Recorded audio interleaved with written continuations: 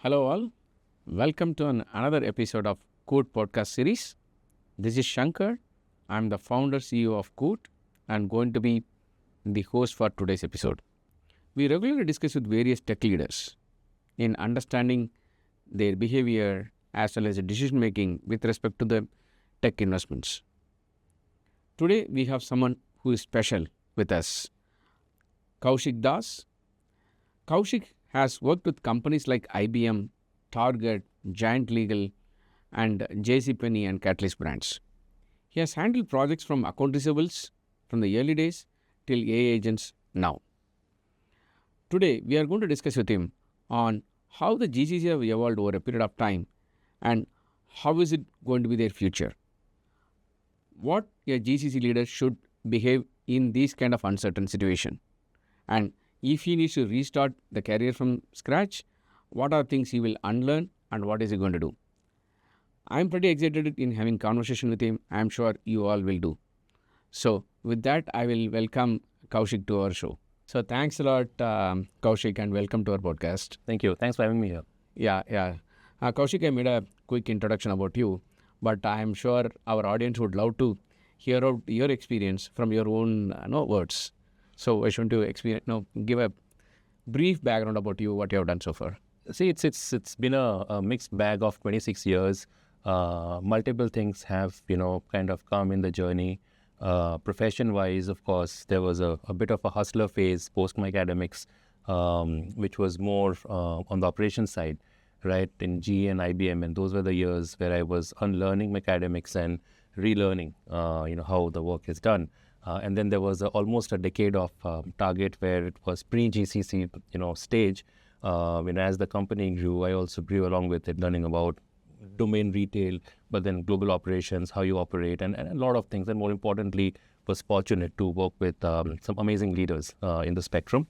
And then after Target, after about 15 years in the journey, was the exploration with Cabbage, which was a very, very off the chart, where it was more just not a greenfield, but was owning it end to end.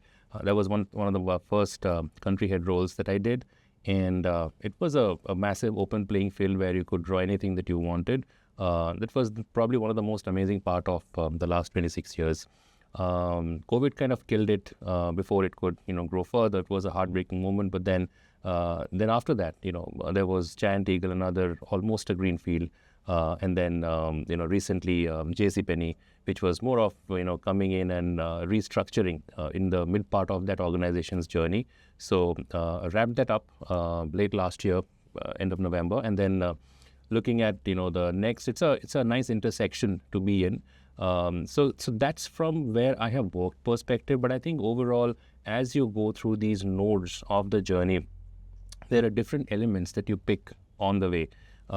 Be it, learning about operations and quality when I was in the first phase with GE and IBM, learning about transition, global operating model, learning about retail, about leadership, coming in close connect with some amazing leaders and then how they behave, how they react. So I think all of these are much, much bigger and beyond your core role with those organizations. And each experience, each exposure kind of only enriches you. So have been picking up these pebbles on the way, and hopefully all of this come into good use in the next part of the journey. Definitely all the best for you, Kaushik. As I mentioned in the introduction, you worked from IBM from account payables project to AI agents, right? A lot of things have changed, right? So what is your experience before even the GCC word coined you are working to now? There is a lot of expectation, like the next CTO of Microsoft might work from here, or even the CEO will work from here, that kind of expectation. So how much is realistic, right? And what is it, even if a GCC has to do, what is it going to take? Yeah, it's interesting because when we speak of GCCs, there's so much of noise out there. And just, I think day before yesterday, we were having a conversation in a round table that there's so much noise out there in the name of GCC, in the name of AI. Probably a few months ago, it was only Gen AI, and now it's AI overall, right? And what's important today is to understand where's the real crux and where's the noise and how to decouple them. See, the spectrum has evolved tremendously. I mean, I think I've been in the space for about 26 years, right? And it has evolved. But what has not changed is the basic elements of doing business, right? Of being in the business, being in the game. So still at the end of the day, it's about what's your vision, what business you are in, where does the revenue come from, and what's your tech stack. And I think these 3-4 elements are still very elementary. So AI is kind of aligned with the tech stack part of the business, which contributes to the strategy. But at the end of the day, you still have people running it. You still have to make money out of it. And that's why all of it coming together is very important. And I think very few organizations have been able to decipher it today. There are very few organizations which actually are practicing it in the right way. And many of us, many others are still trying to figure it out. So we're still in the figuring it out mode, but hopefully in the next coming years, there's going to be a lot of distillation of where the real value arrowhead is versus, it's another fancy use case that we are doing, because sooner the organizations learn that, AI isn't a mix for everything, a solution for everything, the better. Sure, Kaushik, but let me double click, right? So, for example, at Koot, we work with various AI product companies, and they all want to go and work with enterprises. Now they are seeing GCC as a gateway, right? I think, but when we started having conversation with the leaders here, right? I think, with all due respect to all the leaders, right, and what they talk in the dice, right? When we go and pitch for certain product, after a couple of conversations, it say that, hey boss, we can only do this much. The real decision making somewhere, right? So where do you see that will it improve? Okay, it may not be the only way of judging the leaders, but I would say it is one of the ways of looking at, hey, how much you have your hand on the trigger, right? Mm-hmm.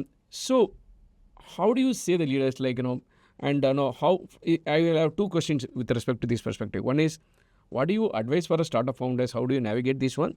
And number two, what it takes for the leaders to have say in these kind of decisions? So thanks. And that's pretty much a, multi-loaded questions, as I would say. Sure. Let's unpack it, right? Sure. See, GCCs were there even 20 years ago, right? We would know them in different names. Today, we call them GCC. It's a term of convenience, right? So as to, kind of address this cohort of organizations, which is not services, which is not, consulting. So what do we call these? Which are, units in a different geography, integrated with the main enterprise, right? So I think GCC itself is a term which, in many forums you will find debatable, but these organizations were in existence even 20 years before, and the nature of the way they're integrated today in the organizational journey has evolved tremendously, right? So I think that's one way to unpack it. The other way to look at it is the leadership, as these units, I call them, I'm just taking the GCC out of it for some time. These units, internally, they are known as our India office, our Pune office, our Delhi office, our Bangalore office. So there is no existence of GCC within the organization. Correct. It doesn't matter. Right. Right? Nobody cares. I mean, if you're talking to the CXO team in the home office, be it in France or UK or US or Australia, for them, GCC doesn't mean anything, right? But when we address it, we have kind of connotated this term, this space where we try and generalize these organizations in one of the brushes. So that's another way of unpacking, understanding a bit about the GCCs. Now, to understand the way these units are constructed, we have to understand what business they are in, how it is set up. I think that plays a very important role. If you are connecting with an organization who is here primarily, and that's happening more in today's world, to straight away solve a problem which is pertinent for the organization, then the chances of having a straightforward conversation of solutioning is far more. Vis-a-vis someone who's coming here just on the I would say outlook of cost arbitrage, and that's not bad. See, sometimes we feel that cost arbitrage, it's lower part of the value chain, but if that is a reality for an organization, it is a reality, right? Absolutely. If one organization who's kind of feeling whatever the pressures are, macroeconomic, the local geography pressures, and is looking at balancing their overall books and hence trying out a different geography, if that's the charter, that's the charter. There is nothing wrong in that, right? So I think you got to understand what is the journey stage or what is the objective of this office and how it fits into the enterprise, right? So that's another way of looking at it. Understanding this office, not every GCC is same. Not every GCC starts with a technology arm. Not every GCC is having a similar kind of matrix reporting. Each organization is different, and for someone who's trying to get a product through the door or a service through the door, what becomes important is understanding the spectrum, right? And many times in my personal journey, especially in the last 5 to 6 years, what I have seen is when such an approach or a connect is happening, the leaders here or the teams here are absolutely open to understand, right? There are 3 or 4 factors that play here. One is, more than often, it's about this team being a part of a bigger enterprise, and that understanding has to happen. It takes us back to how decisions are made, and probably we can come to it later. But it's not a single individual unilateral decision, unless, so there are multiple factors. If you have a role in this office which has got kind of a key strategic impact and also a good control and enablement on the budget, then it becomes a very quick and easy decision, right? So I'm using, part of the strategy and enablement. Both are very important, right? Some of the roles today you see where we have global CXO roles out of the unit here. Right. It's a very easy decision for them that, hey, I have this, it's my budget, it's my purse, this is my goal, here is a solution from the startup, and this is how I can blend it. It's a quick decision, right? But if that construct is not there within this unit, then decision making becomes a bit distributed and pyramidal. And those dynamics, if someone who's approaching to sell a product or a service or a solution, if that understanding is there, then their approach, their way of collaborating or partnering through this part of or navigating through this part of the journey becomes very easy. But to end kind of this whole unpacking, I think more than often I feel a typical, solutioning conversation that, hey, I bring this, can I impanel or can I, demo, right? This is how the conversation start. More than often, the conversation starts from the perspective of, I'm going to showcase my solution, right? Of course, the conversation goes into, okay, tell me what are your pain points, and then let me customize this, right? I think those are some of the narratives. What the units or the organizations or the leaders would love to hear is about, hey, I have these problems here. And internally also, sometimes the units in India, let's say, Delhi, Pune, wherever it is, they are having a very similar conversation with their respective home offices, where it's an internal convincing storytelling scenario. So I think somewhere all of these are integral components of this whole thing that we are mentioning, that, where is the trigger? It's not about trigger. It's about what matters for the organization at the end of the day, because we have to realize these units, irrespective of which geography they are in or what they're doing, is part of a bigger organization. It's not an organization in itself. And that's a very, very, I would say, hard reality, right? These units are usually set up as cost plus, unless they start generating revenue streams for the organization. Irrespective of that, they are an essential and integral part of a bigger organization. So that's a big, reality we always have to embrace when we are connecting with, some of these units. We can call it a GCC, GIC, GBS, whatever. Oh, thanks a lot for the detailed, answer and explanation, Kaushik. I think you spearheaded, I think JCPenney, I think it's a transformation. JCPenney, I came in when it was 6 years in their journey and was going through certain set of changes, and my role had been to kind of, be a part of some of those changes and move it forward. Got it. So you also worked in the early stage with IBM, right? So if I try to say that, hey, you worked for example, say may not be for JCPenney, but you worked with JCPenney for IBM, right? I'm just saying.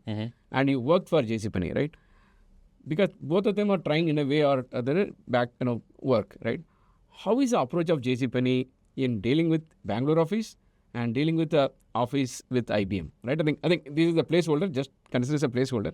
But how do they think? See, again, there's no direct response because it was more of a placeholder, as you mentioned. But to the point of me working for IBM via JCPenney, it's very close to reality. When I started, when my academics failed, my master's in genetics and molecular biology didn't work out, right? I joined GE. So this was GE Capital, now Genpact. So I joined GE Gurgaon, and I was in a team where I used to make collection calls for JCPenney. Oh, wow. Right. So Your life is a complete circle. I mean, this was a thought that came to me when I first walked into the JCPenney office in August 23. That what, it's been long, but see, the objectives are very different. When you are working with an organization like a Genpact or an IBM, the construct of the business, right? I previously I mentioned that you got to start with what's the organizational objective. So when you are in a in the umbrella, in the canvas of, let's say, IBM, right, where there were multiple accounts, right?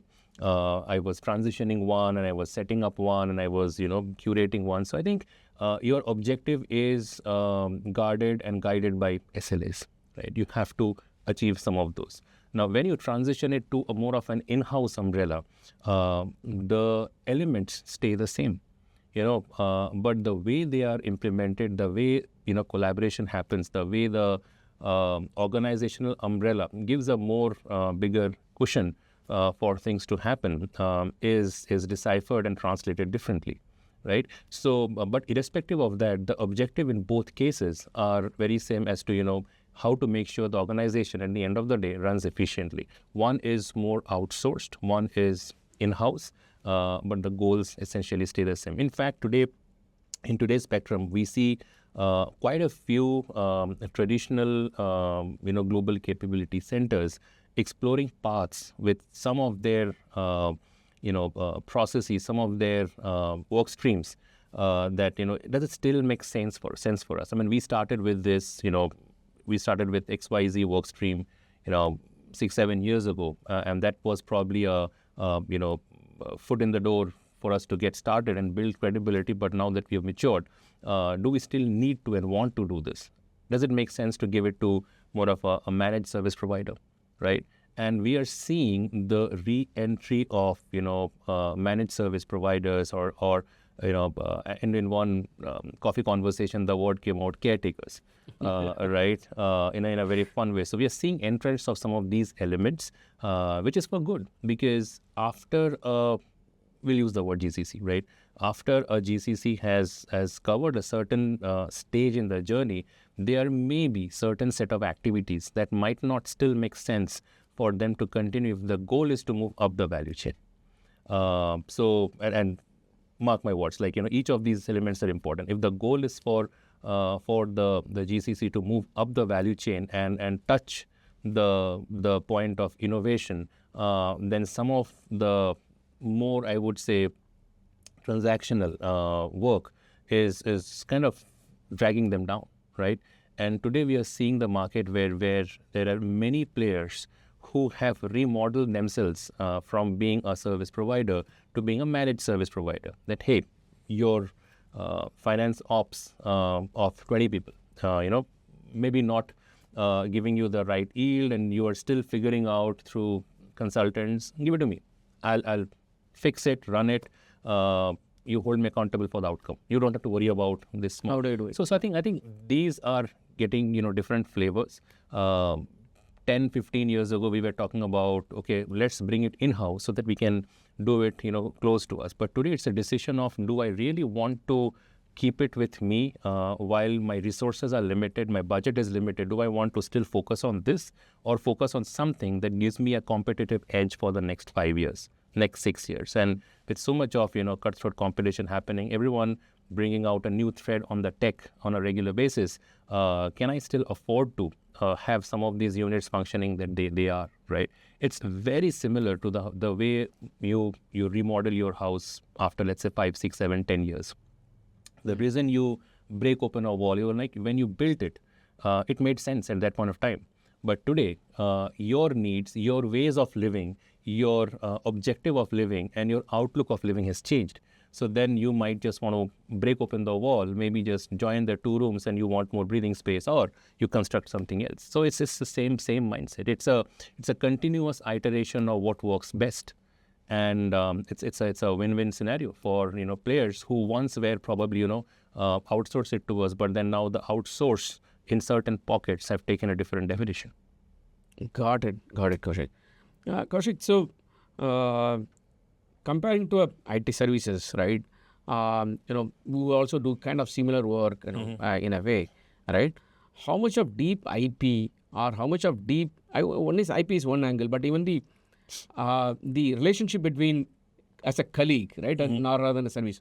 So how does it play between a GCC and a service provider? I think it's pretty much hand in glove, because everybody has their own space for existence. And look, this is such a big, pizza, for the lack of better word. Normally people use pie, but I love pizza more than pie. So it's such a big, piece that there's a slice for everyone, right? And today it's a great space to have that lever where I can potentially look at, that's another way for me to not be directly involved, but still generate the best value out of it. Because at the end of the day, it's all about value. What's my cost? What's my revenue? And if one is going at the behest of the other, then there is a decision that needs to be made. And the decision that needs to be made is, which are the pieces I want to build, which are the pieces I want to buy, and which are the pieces I might want to outsource, right? So as to keep my overall portfolio kind of intact. So this is the working spectrum.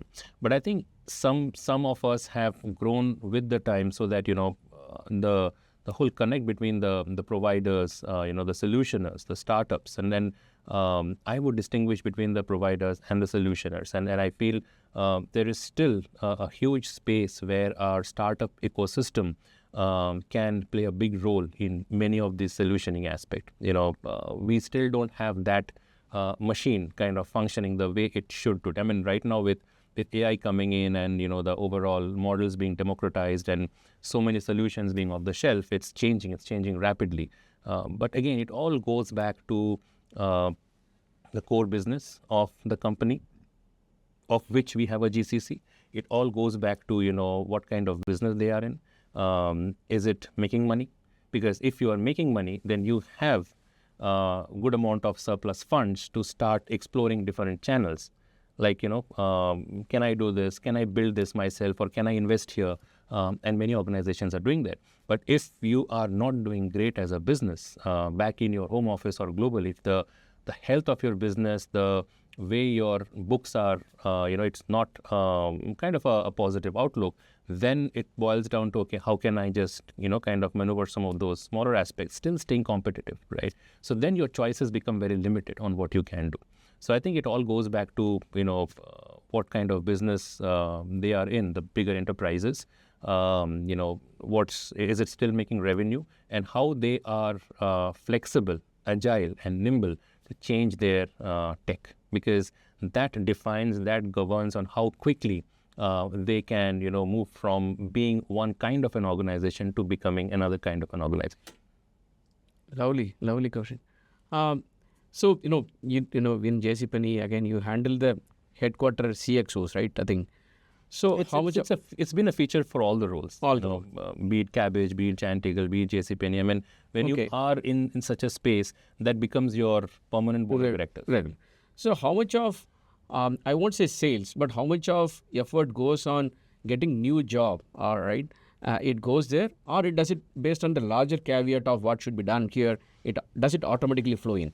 So as a GCC head, how much effort goes for you to get new work or stuff, and how much effort goes on really doing innovation and stuff like that, Kaushik? Could you tell how is your typical day goes by? See this question again, and I'll probably keep my last 15 years together, starting with Cabbage, Giant Eagle, and then most recently concluded JCPenney together as someone who was in that space. But the question is, again, something I would love to rephrase, because, it's not about what this office, let's still use the word GCC, what it is doing. It is about what the organization is doing. It's always about the enterprise, right? So a GCC itself also has life stages, the evolution that we call it. Today you have GCCs who have completed 20 years in the spectrum, and you have every week at least 2 to 3 coming in new, right? So the journey stage range is quite big. And essentially in the first 2 to 3 years, it's about establishing, building a brand, getting some initial movements happening, work kind of getting in. You have to understand why this GCC so-called was set by the enterprise, right? If the objective at that point, was cost leverage, just move it to a lower cost geography, then that was the charter. So the decisions made then was true to that charter, right? The sponsorship that the GCC received at that point of time was true to that charter.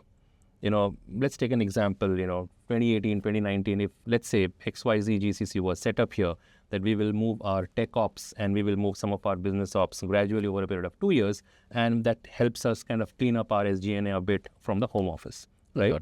If that's the objective, that was the driver, then the sponsorship at that point of time, the maneuvers at that point of time, the way this whole model was built, the ways of working came out of that charter.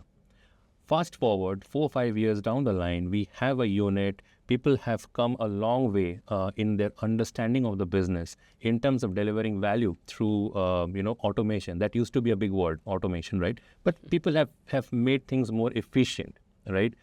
People have started delivering better outcomes after 4 or 5 years, because now they are more closer to the business. They understand they can take some of those granular decisions. So the question goes back to the organization is that charter, which was drawn up 4 years, 5 years ago, is it still valid? Because everything stems out of there. The whole equation of how to fit this unit in, how do we use this office, how does it propel our business forward, how does it help to solve our key priorities, strategic objectives? Is this unit, matured and graduated enough to become a strategic priority? I think all of this needs to be thought, and it's an iterative process. Every 2 to 3 years, you have to constantly question that, hey, we have a unit in Pune or Delhi or Bangalore or Hyderabad, and here is the work that is coming out of it. Where does it make sense? Because on one hand, we are looking at this thing in a silo, the whole GCC in a silo. But if as a leader and as someone who's a site lead, I always have to take a step back and see that, okay, what is the enterprise goal? And usually I would have 3 to 4 to 5 key enterprise priorities. Where is this office fitting in? Where is it contributing in? I think that's a very key role that the person who's running the ship here has to play. That understanding is very important, because that dictates what work streams should happen. And as much as it is, kind of going and having those conversations that, look, our priority next year is to focus more on A, B, C. And you know what? While A is still closer to the business, B and C, you have an office that can do it, right, in a much, much efficient way. And here is how, right? So I think those are the conversation that needs to happen, that always happens, right? In all of my roles, I was always a big part of those conversations. That look, next year, in fact, in most of the roles, when the yearly strategic planning was done, I was a part of it. And there, my role was just not to say, hey, we can do it, give it to us. That's not the play. See, this takes us back to the question of how providers and GCCs interact, right? Right. But there, in each of them, I've played the role of saying, look, this makes sense. This does not make sense. There have been occasions in the past where I have put my hand up and said that, no, you know what, you should not move this to India. You should look at doing this, or you should look at not doing this, or maybe you move it, but then we go the route of a managed service provider. So I think those are the conversations. If because you are running the ship and because you want more work and, more people to be here, so you are just taking everything in, then there is no difference between the leader here or a program manager who is just executing a program, right?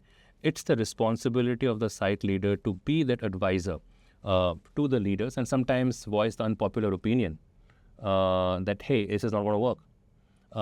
Your job is not to be liked by everybody around. Your job is to make sure that you have been given a responsibility of running a site, right? And are you doing that to the best of your abilities? Are you voicing out the reality that if today we are making this, people decision or process decision or a technology decision, and this is how it impacts, right? And more than often, people don't want to hear unpleasant things.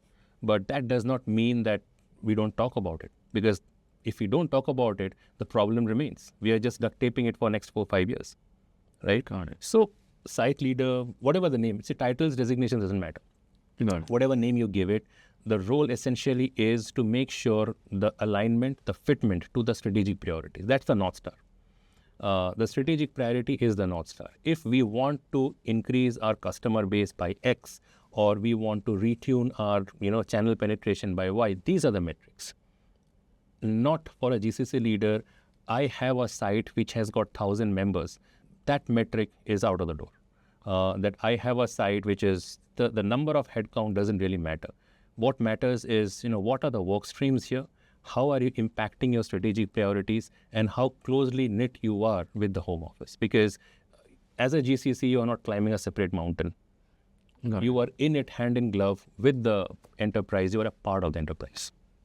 Perfect, Kaushik. Kaushik, you preempted my next question, right?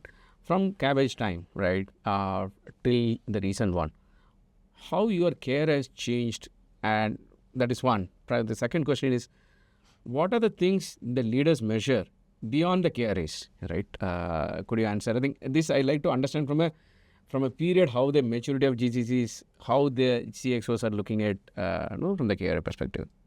It's interesting because, the last 3-4 of my forays in this space had got different flavors, right? When we were building up Cabbage, it was all about establishing. Initial days, it's always about establishing, getting the right brand. It's, people, process, tech, infra. You get the right people in, you get the right processes set, communication frameworks. It's more of setting it up, right? But just sorry to interfere. But now, since lot of the ecosystem is there, Yep. if a new GCC come, there are a lot of things at table stake, right? I think probably what they used to measure when you're setting it up with your own hand, probably a lot of now ecosystem layers are there. Do you think that obviously there will be some pieces of where setting it up will be there, but do you think that the narrative has completely changed? When you are setting it up versus when you are in the mid phase of your journey versus when you are in a mature stage, they all have different characteristics. Correct. The core elements of setup has not changed. What has changed is the availability of resources, partners in the ecosystem to make that setup more seamless. Okay. But the KRA remains almost same. You still have to build a unit in a different geography, right? Which is gradually getting integrated. It's far from the business. So these are the elements that don't go away. If you are setting up an office, be it in Kochi or Coimbatore or Vizag or wherever, and the home office is in Europe or US or Australia, it's still far from the business. Right. So irrespective of how smartly you approach, who's helping you in doing that, and you have so many ecosystem partners, you are still far from the business. Right. Now, what the partnerships and the collaborations have made it more seamless today. The availability of so many different ways of intervention, be it infrastructure or be it people or be it processes or be it communication. The choices for us technologically and also philosophically are so many that we don't worry about some of the basics that we used to back then. Like getting an office space is no sweat. I feel it's no sweat because there are so many partners and collaborators who can give you the best choices, right? You have to decide what you want. And I think that question, that answering that question, or the element of having that question answer right, which is the charter again, that doesn't go away, right? Got it. So I think in that space, when you are starting off, it's still, if you are a brand in the geography, great. You can piggyback on that. If you're not a brand in the geography, irrespective of how fancy office you have or what kind of ecosystem you have, you still have to go out there and get people. and the market is so crowded that you have to give everybody a solid choice that why they should come and work for you and not for someone who's been there for last 10, 20 years, right? So that element does not go. So that means the strategic element in the first 2 to 3 years is all baked upon how do we build this up, right? At the same time, it is a lot easier today on starting to show initial, I would say, outcomes of your core work streams, because you have to imagine, you have to remember that in parallel, while you're trying to set up the unit here in a different geography, there is a parallel change management going on in the home office. Okay. And that change management is solved only by better outcomes and results and good books, good numbers in the books, right? So these are the things that, the whole setup group, it's not, sometimes we see the site leader as the name and the face out there, but there is a core group that kind of, propels this. And stakeholders are there from the home office as well. And it's the objective, is the responsibility of their core group to understand that in the first 2 to 3 years, or even 1 to 2 years, right, this is how it's going to be. The moment you start seeing outcomes, the moment you start saying, we have X number of folks there, and what they're doing with this gives us confidence. Let's try this out. It need not be that always there have to be a work in the home office that gets lifted and shifted or transitioned to the GCC. It could be something the organization has not done before.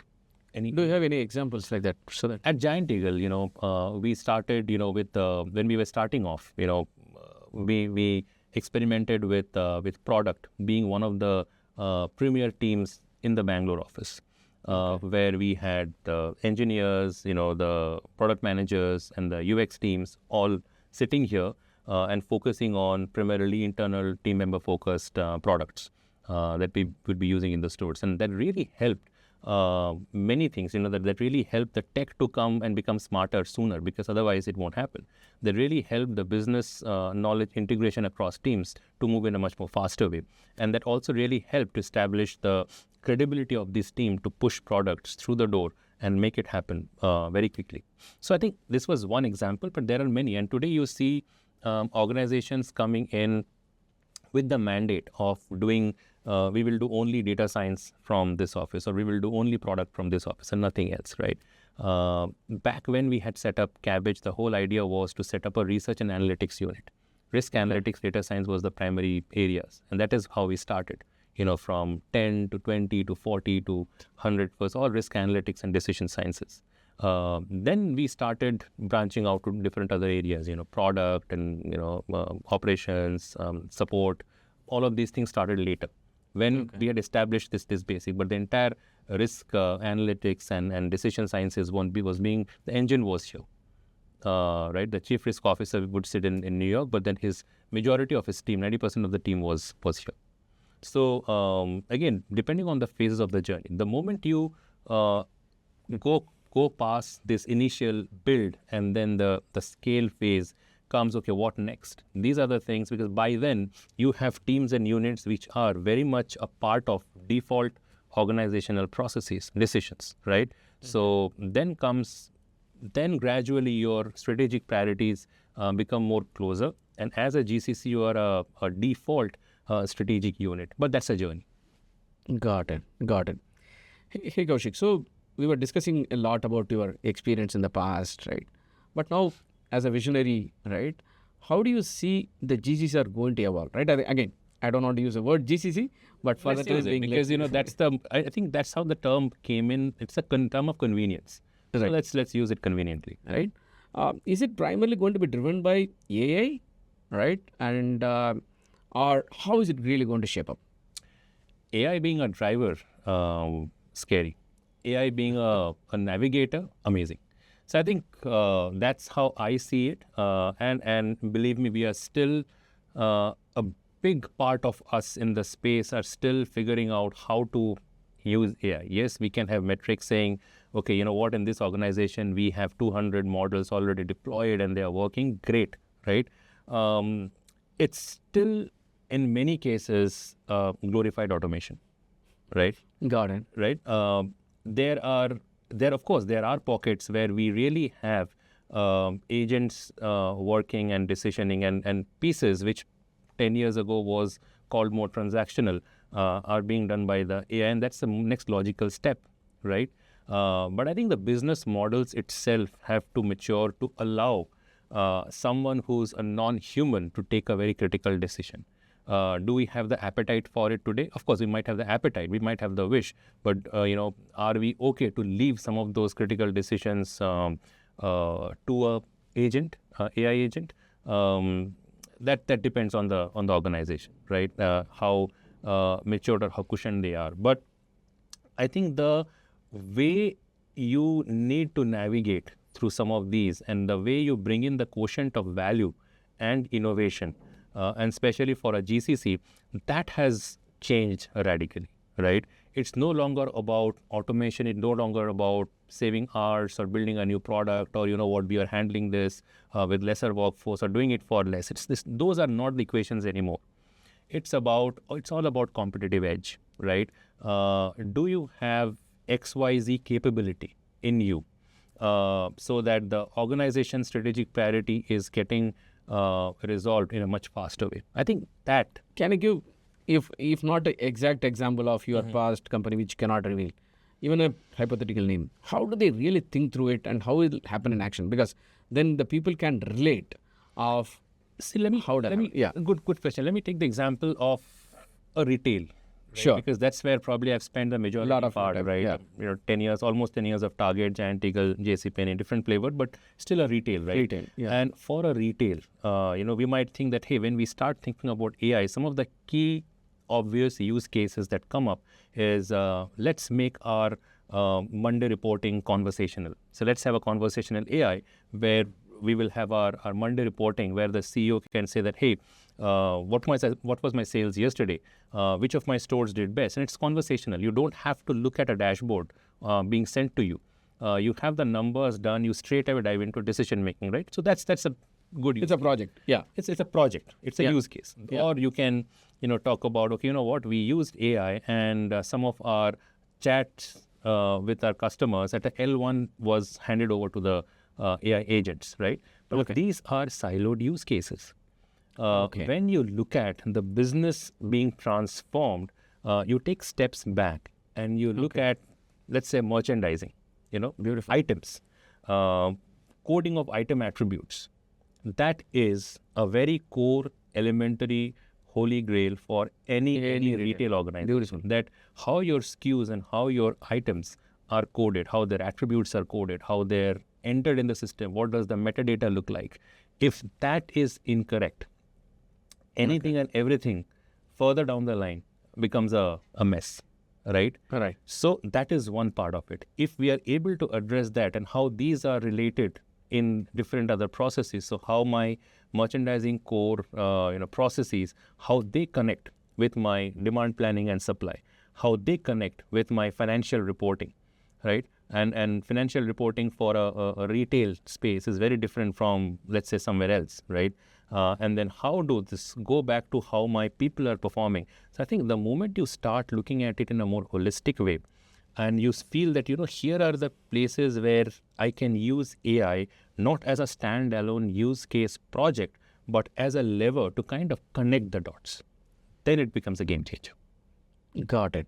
And in that, how, I think, the GCCs, you say that it is completely going to transform the way of giving to the work to becoming a core of the engine in the future. It's going to become. See, it's not a game, I would say, for everyone. Someone who has the firepower to take this risk, it's a risk because. Why do you say it's a risk? It's a risk with any new product. You are experimenting with something as potent as AI on trying to do it at the cost of your journey to be profitable. I mean, you always want to be profitable. That's why I go back to my earlier statement that if your organization, if your enterprise is profitable, is making money, there is that cushion for you to, kind of sandbox this and then bring it to it. But if you are doing it as a desperation, on one hand, I'm bleeding, but on the other hand, I'm using something very fancy, which if goes wrong, can bleed me further. So I think those are the choices that needs to happen at a strategic level. That, where do we spend focus on bringing in AI? But it is a reality, because if that adoption is not happening today, organizations who are not on board or are struggling to get onto the bus will be waiting for the next bus. But that time, this would have already left the station. Got it. Phenomenal. So, Kaushik, you mentioned about the merchandising. The same way, if you look at the customer experience, right? How the customer is behaving inside the store and all. Now, see that now you want to pick up this project, right? How do you really go and tell, hey, boss, this is what we can do? So, do you go and convince yourself to the boss, or it again comes from the charter? So, how much of a charter is important to the GCC than a critical piece of idea which can come beyond the charter? Interesting, because it all depends on the person I'm convincing. Is he a boss or a leader? Right? If he's a boss, then it's a different conversation altogether. It's about convincing with data and all. But if the person I'm speaking with at a global level is a leader, he or she already knows. He or she already knows the priorities. He or she already is aware of the capabilities. And it's about having a more progressive and forward-looking conversation on let's do it this way. Let's bring it in. Let's, take this out. Let's kind of build this together. So I think, again, kind of jokes apart, I think it all depends on how the JCC here is positioned within the organization. If it's still an outpost for you to transition out some low-value work, a few headcounts here and there, then let's not even talk about AI at this point to move things forward. AI would come only to solve the cost problem, right? Maybe some fringe benefit, with that. But if we know that this unit here, this GCC here, has really solved some amazing problems and have really helped the organization to move forward in the last few years, then it's definitely that, look, we are not able to solve this. Or collectively, the leader here, the leader there, the core group is looking at a problem and saying, how can we solve this together? And the teams are smarter. The teams are open, it's collaborative. Again, when you have that sort of an ecosystem, a safe space, a mindset, people don't bring in their, one-upmanships, people don't bring in their designations and titles. It's all about solving the problem. It's all about how do we change this game. And I see this mindset more, let's say, in a startup sort of an environment, because you have to get to the point of, bringing this to life sooner, right? For a bigger enterprise, with so much of legacy systems, and I also add in their legacy thought process, sometimes that kind of becomes a huge bottleneck. I think you exactly named it. So if you need to live back, right, what kind of things you will really unlearn with the current situation, right? Your new leader who is coming up there, right? What are the things you probably get go because it's really not relevant? What are the new things you will pick up? I think some of these are timeless. And look, all of us have a journey, right? And I think a leader is a big AI model in learning over a period, right? I remember the first time when I became a people manager, I struggled for maybe a year and a half. This was somewhere around 2006-07, right? I really struggled to figure out, okay, now I am responsible for these 4 or 5 individuals, their journeys also, along with delivering. And that was way back, right? But it took time. You first experiment with yourself, you give some time, you learn new things, you unlearn. One of the big things that I had to learn was delegation. And then when you are in your mid-career journey, you are a mid-management leader or let's say a manager. Leader is a very different thing. For me, when I say a leader, it's a very different thing. So boss, we'll go to the boss part. You tend to answer all the questions. And the journey is from trying to answer all the questions to ask the right questions. So that's the journey. That's the journey I think I have covered. And in the process, I have learned from my peers. I have learned from some amazing leaders on what to do, and I've learned from some other leaders on what not to do. And I think all of this, because at some point you were so eager to say that, look, we have solved this and you're doing the data, and you're always playing that convincing job, right? But some of the experimentations I did, and especially with people, was if I have folks in my team and I want to portray them as star players during a talent conversation, I would not go and talk about them. I would let other leaders talk about them, because then you establish that they are the hypos beyond what you want to sell, and you don't even want to sell anymore. Because if your customers are saying this is a great product, you don't even have to go and sell the product. So I think somewhere that mindset comes in. And for someone who's starting the journey now, I think the only advice I would give is be open to learn. Don't be fixated with a title, with a designation. Don't be fixated with that office, that chair, or look, this is what is happening to me, because those are all transient, right? What matters is the scope, the impact on how you create a safe space for everybody to come and collaborate, and how you create a safe space for everybody to come and express. It could be your analyst, it could be your product leader, it could be your human resources person, it could be your finance person, but everybody should feel that, this is a space where I can express. And for me, that's the true element of diversity. That's the true element of being diverse, that you are able to recognize these different sets of people. So those things matter.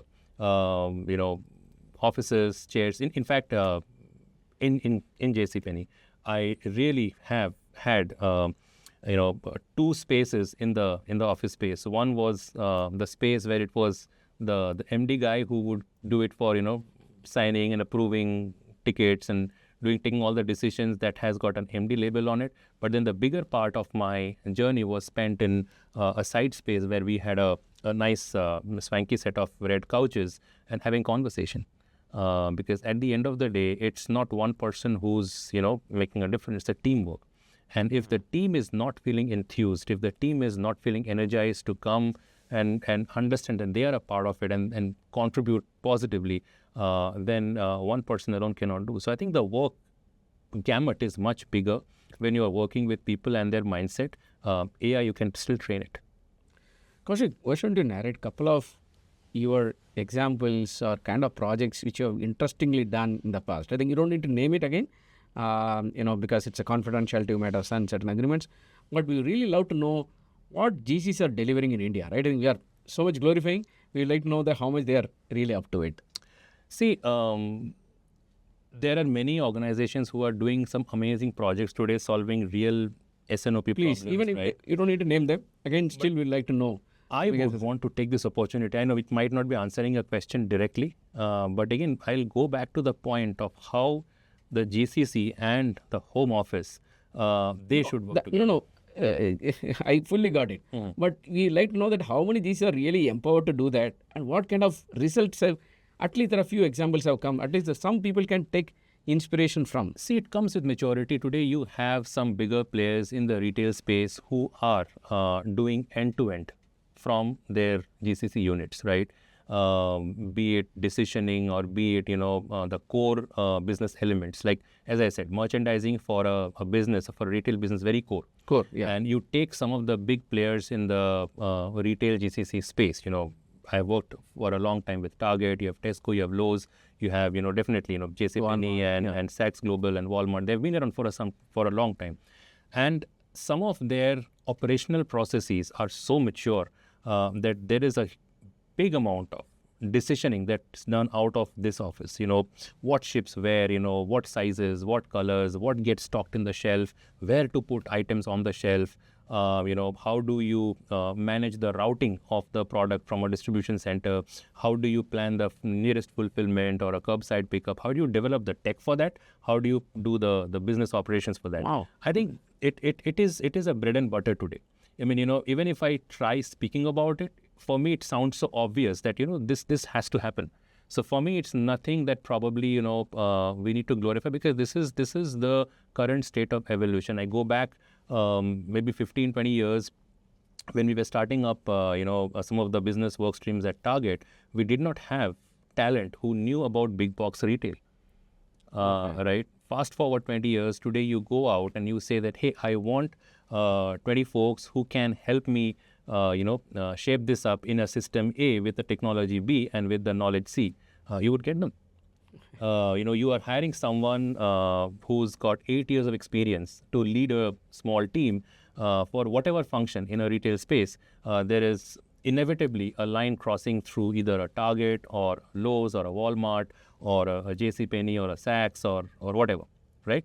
So the amount of knowledge that's out there today, the generic knowledge about how does a retail business work and all of that is amazing, is incredible. So what you get today is more of a almost plug and play ready talent, right? Which has changed the game. I think where I would love to kind of peg it is the real maturity of, let's say, a capability center is when you start having your core business functions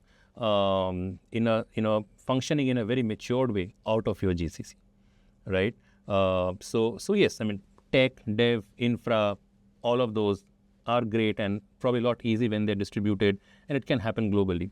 But when you are having some of your core key business items, designing your catalogs or your marketing entirely happening out of here, your websites being designed out of here, your website refreshers happening out of here. I think some of these key elements, when you start seeing these mature and then coexisting with your technology and data analytics under the same roof, that's a big marker for maturity. Wow. I think really hats off, right? I think for kind of contributing to the whole ecosystem, Kaushik. Probably, we are running out of time, so probably last two questions. One is, you've seen the recent budget, right? A lot of announcement happen with respect to which is directly, indirectly boosting a lot of the GCCs, right? Be it the data center boost or even the tax, clearance. How much of this really in back of your head when you are, when you are heading some of the GCCs, really is it going to be the path breaker? I don't know about path breaker or not, but it definitely gives you a lot more levers to play with, a lot more usabilities to bring onto the table, right? The conversation will no longer be limited to, can I draw a MPLS line and have a backup line and all of that. You have a data center near shore, you have the options. So it definitely brings in more options when you are either initially setting up or you are trying to reorient as an office, right?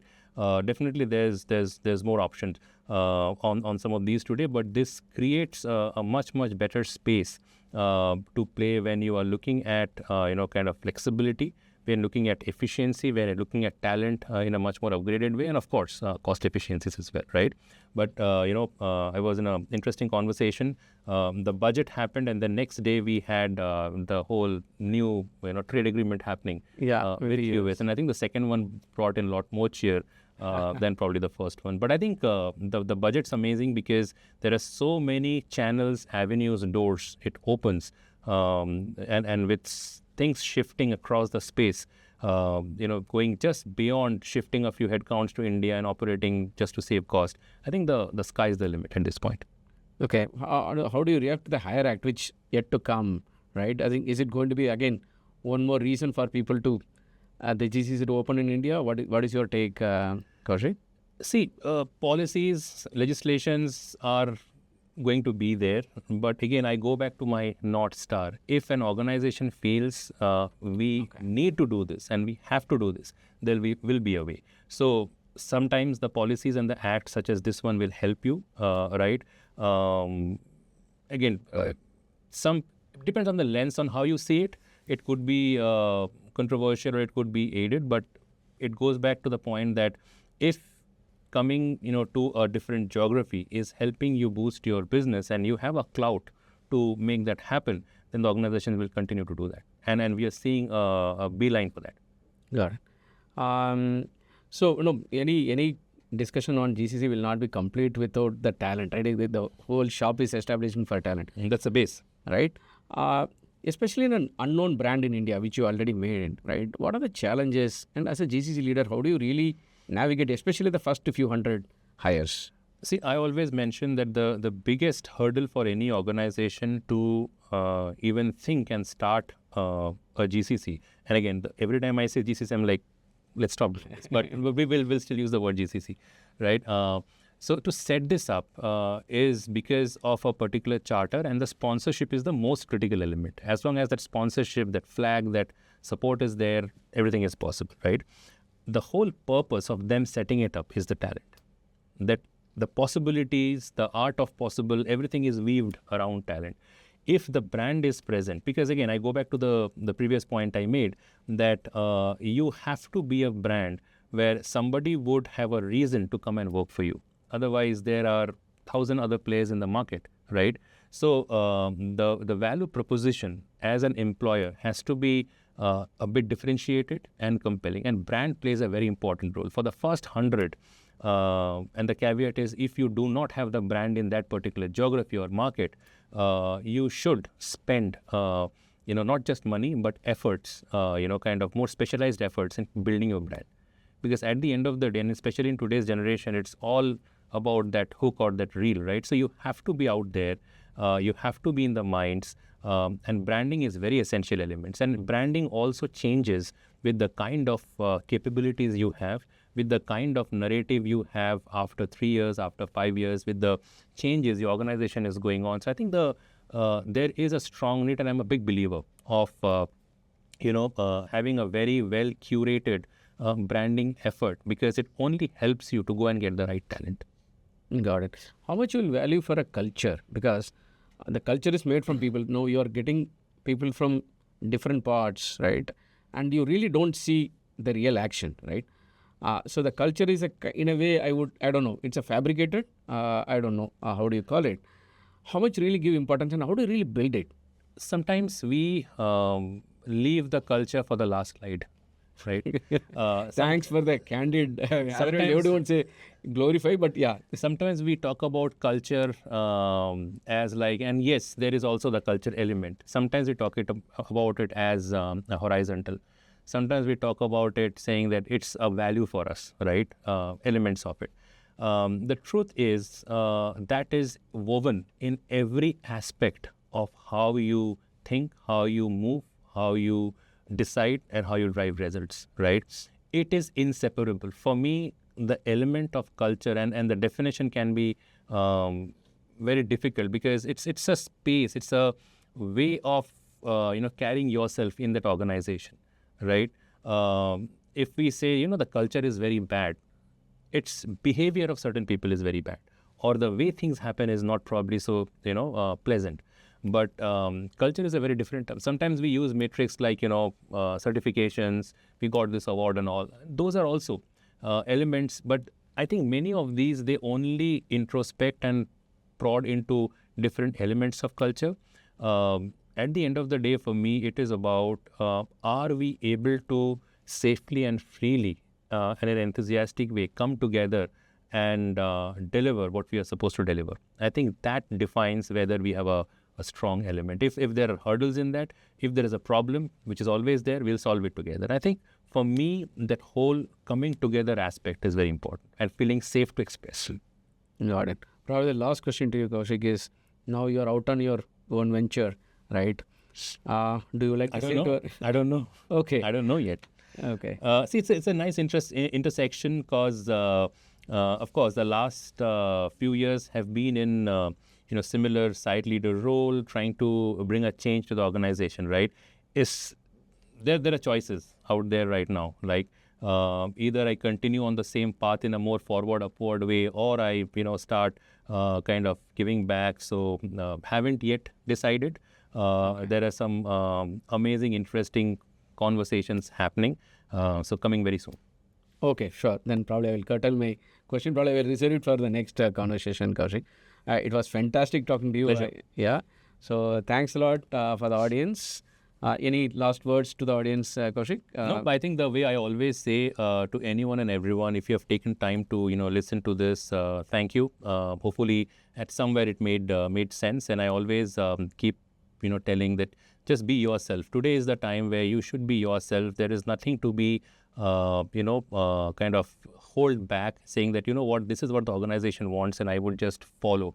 There's no marks for that, right? If you feel something which should happen differently, express freely. Be yourself. Thanks a lot. Thanks a lot, Kaushik. Okay, thanks.